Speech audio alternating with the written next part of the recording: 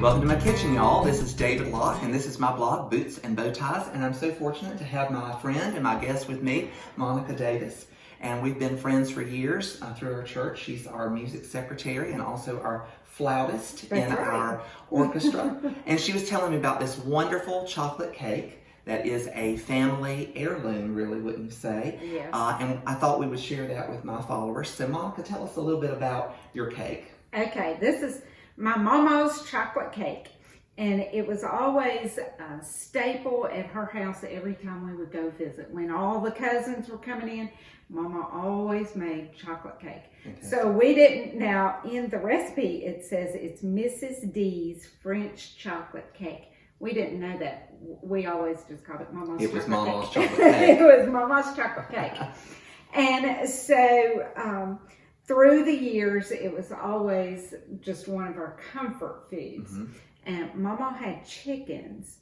And so when we would go and eat this cake, we would stand on the edge of the porch and hang over the edge and eat our chocolate cake so the crumbs would fall on the ground and the chickens would come and eat the crumbs. That's a great story. And it's showing the paper clipping because this is from 1948. That's right.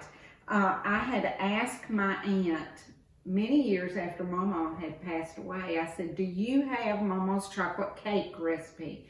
And she said, yes, I do. And she came back with this piece of newspaper. Wow. It was out of the Courier Journal. And what city was that in Kentucky? Louisville, Kentucky. And I was reading in it, it actually was a bake-off that they had at a local high school. And this lady captured this recipe and put it in the newspaper. And we'll actually have a scanned copy of this for you in the blog that you can look at. So Monica, tell us a little bit about all the ingredients that we need to make this. Okay. You start off with the powdered cocoa, mm-hmm. and you dissolve that in boiling water. And I've already done that. Right there.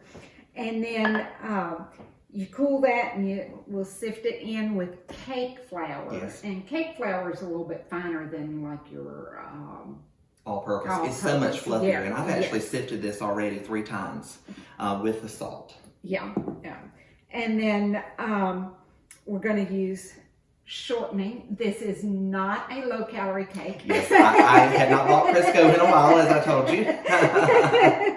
So yeah, we're going to use shortening and sugar, 2 cups of sugar, and we're going to mix the sugar and the shortening and cream that all together. And when you cream it, that is actually just mixing it all together. When I was in home ec, mm-hmm. one of the things that we did one day was cream some butter, and they poured milk all mm-hmm. in it and stirred it up, and our teacher said, that is not the way to cream it. So that's one of those cooking terms, creaming it. It's like beating up your buddy. Exactly. You're going to cream him. Well, when you're creaming butter, you're actually incorporating the air into it, and that's why it gets nice and fluffy, when you're using the paddle attachment. Yeah. And that's one other thing we want to use is our mixer. You'll definitely need that. Yeah. We'll need our cake pans.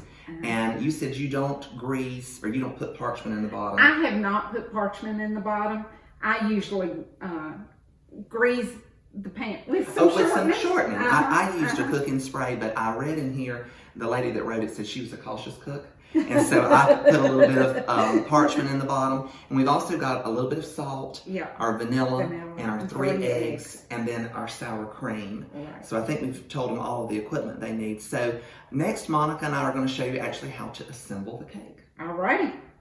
So before we start to put all of our ingredients together, the first thing we're going to do is we're going to take 3 egg whites that I've already separated, and we're just going to simply put that into our mixer with the wire whip, and we're going to turn that on.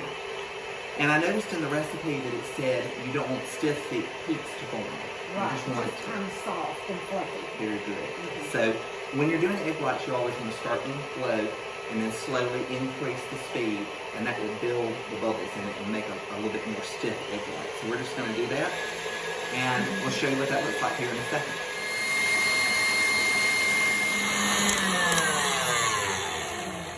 So we're turning this off, and you can see it's not a complete stiff cake. We have our egg whites, and you can see they're not really stiff.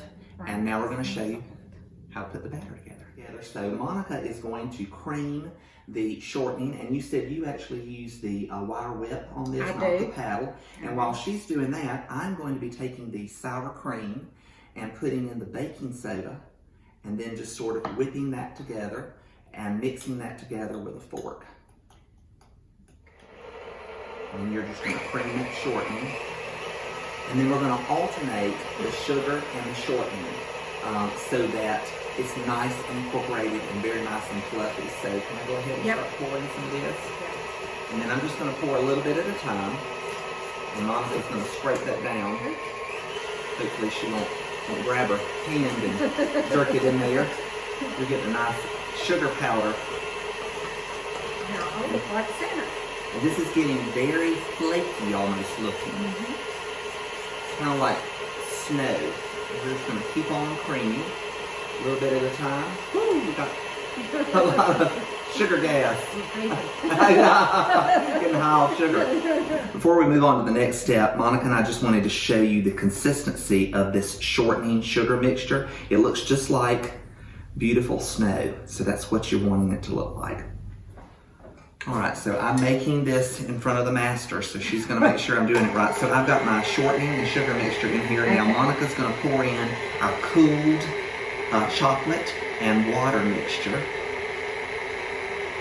And then I'm just gonna kind of scrape that down. And I'm gonna scrape this dish out. I think we got it pretty good. Smells good, doesn't it? It smells so good. I'm going to scrape that down again. Woo, spray it out a little bit there. And then I'm going to put in our sour cream and soda mixture. I've never seen that in a recipe before. Sour cream and soda. Have you ever seen that in anything else you've made? No, nothing else that I've done other than just this cake. And then we're going to get this good incorporated. I'm going to scrape it down a little bit. It smells so chocolatey. I wish that we had smell-o-vision. Right? And then we're going to turn it back on. I'm just going to give it a few more twirls. And then Miss Monica is going to turn it down, and she's going to begin incorporating in our flour. You can see it's really hard to turn. You can see it's a very stiff, it's almost a batter, almost like a cookie dough consistency. And what Monica's going to do is she's simply going to just fold those egg whites in so that we don't deflate them.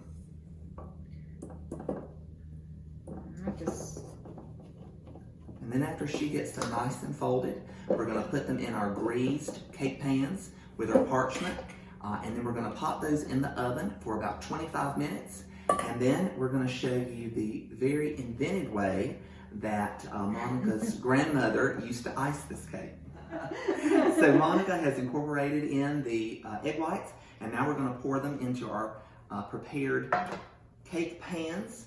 And we're going to cook this at 350 degrees for 20 minutes. And you can see it has a very luscious, beautiful, velvety look to it. I hope the finished cake is going to look like that. All right, so we have brought our two cakes out of the oven. And you could, at this point, after they've been out of the oven for a while, you could turn them over on a wire rack and you could ice them with the icing of your choice. And on the blog, we provided the recipe for the icing. But what Monica's family does, I was kind of shocked. They don't even take them out of the cake pan. So this is a wonderful, it's such an easy cake. And show them your secret icing. Okay. This is my secret icing. You take a stick of butter and you just rub that over the top like that, and it melts. Isn't that fabulous?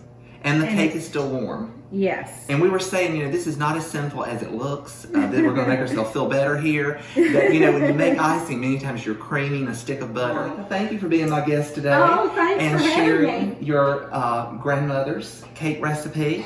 And now we're going to try. This is the first time I have tried the French chocolate cake. Oh my! Oh, that's so good. It's just a very good chocolate cake. That is marvelous. Well, thanks again. And we'll have all the details for this on our blog. And thank you again for coming. Thank you for having me. As we're trying to shove our cake around.